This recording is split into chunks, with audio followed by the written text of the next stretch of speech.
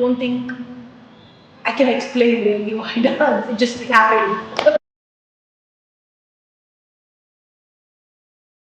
I like the process of moving my body and feeling free when I'm doing it.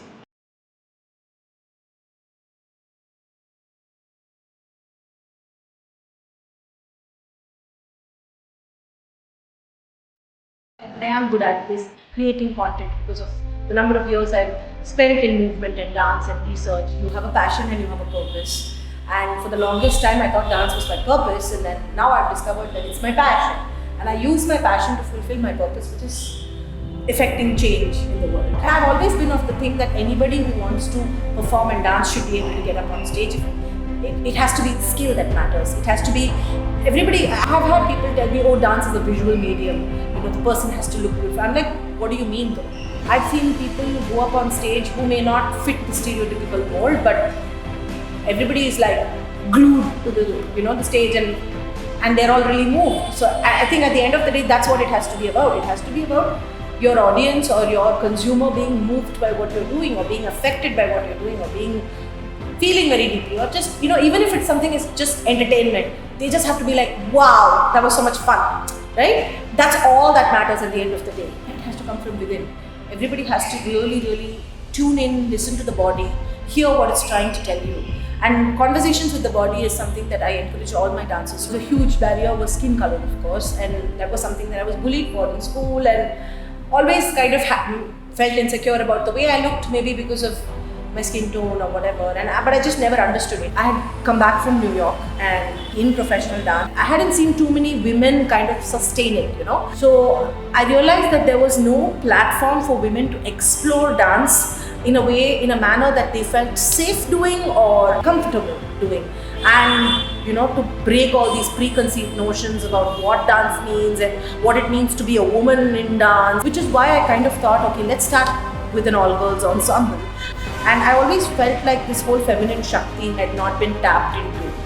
It was interesting for me because I grew up with only guy friends, right? And I've always been used to a lot of masculine energy. It was interesting for me to see how this feminine energy would translate when we put a bunch of girls into a room without bringing in all of those preconceived stereotypical notions of, oh, if women are together, they can't work, and there'll be cat fights and, bitchiness and all of that. And it proved very effective. Like, we were able to change mindsets slowly, albeit. Over the last 8 years, I feel like we've really been able to make a very small difference, and I feel like that's how change begins, right? You to become a very, very safe space for performers specifically.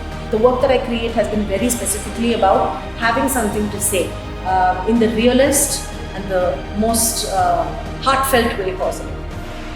We are dancers with heart, as simple as that. At this current moment in my career, the dream would be Hofesh Schechter. His kind of movement and the vocabulary he uses and the approach to dancing is more where I work from. Akram Khan is, of course, very skilled in Kathak, and he goes from that perspective as well. Be prepared to hustle really hard. Be prepared to make sacrifices. You're not going to have the average, normal, everyday life. You're going to have to cancel plans, you're going to have to not be there for certain family things, and you have to be okay with that. But at the same time, the opposite end of the spectrum too, I would say, as somebody who went through the process of not having balance and almost, kind of crashing, I would say find balance. Find the things that balance you out, that equalize you, give you equilibrium and, control over your own mind and body, and do those things regularly and use those to kind of switch off and switch back on again.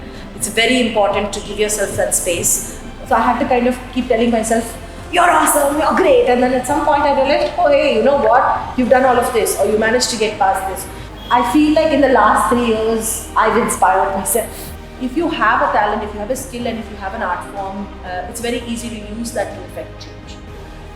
So there was never really a how, it was just a question of making a stand.